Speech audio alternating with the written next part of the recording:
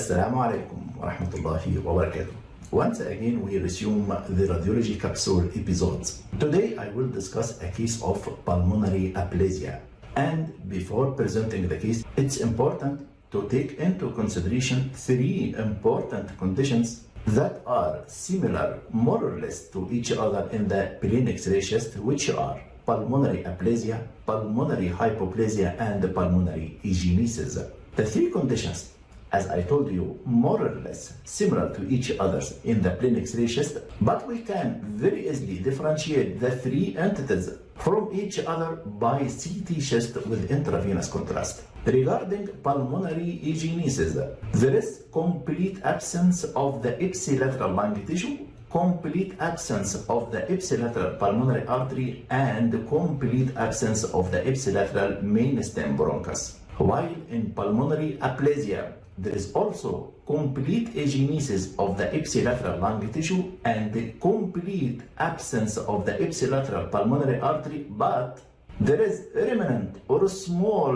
ipsilateral main stem bronchus. So the difference between pulmonary agenesis and pulmonary aplasia is that there is a small remnant main stem bronchus in pulmonary aplasia and complete absence of the main stem bronchus in pulmonary agenesis, but both of them sharing absence of the pulmonary tissue as well as absence of the ipsilateral pulmonary artery. While in pulmonary hypoplasia, the ipsilateral lung is there, but it is underdeveloped, small in size, as well as a small size ipsilateral pulmonary artery and also a small size of the ipsilateral main stem bronchus. So the findings in the plain X-ray chest will be the same. There is opacified hemithorax, shifting of the heart and the mediastinal structures to the ipsilateral side, hyperinflation of the contralateral lung, and even herniation through the midline to the ipsilateral side. So we cannot differentiate between the three entities by the plain X-ray chest,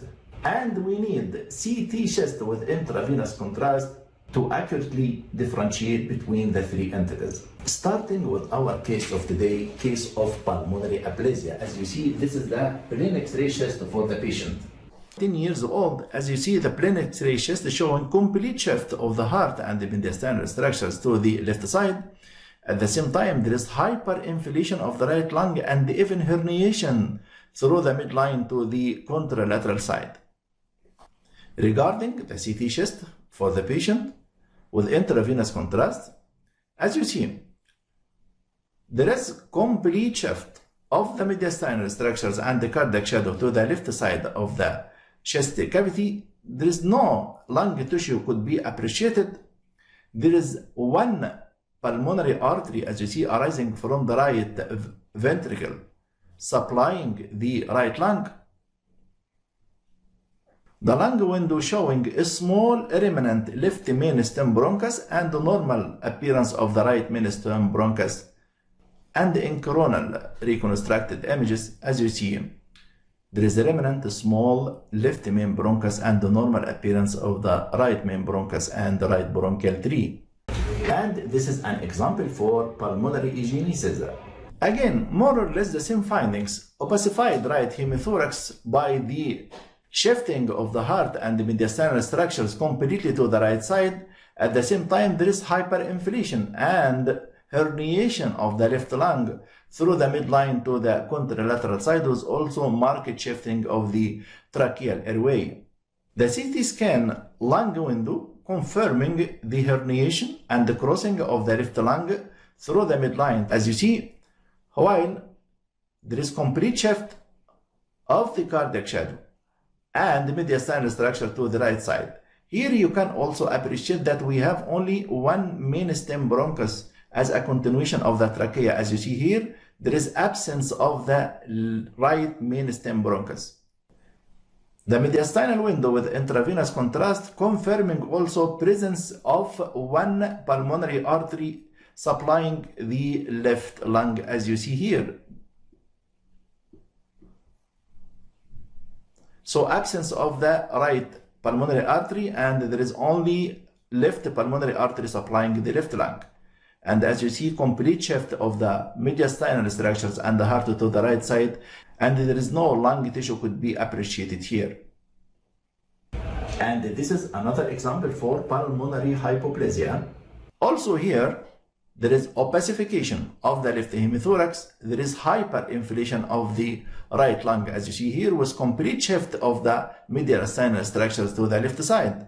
While in CT scan here, we can appreciate remnant of lung tissue seen in the left side of the chest with internal air bronchogram.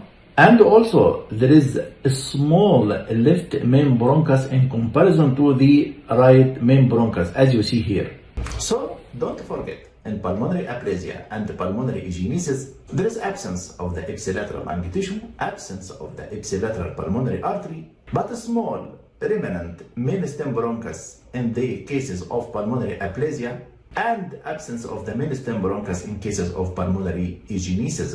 While in pulmonary hypoplasia, there is lung tissue, and there is pulmonary artery, and there is main stem bronchus, but all of them are small in size in comparison to the contralateral side. So this is everything regarding the pulmonary aplasia, pulmonary agenesis, and pulmonary hypoplasia. See you inshallah in the next episode.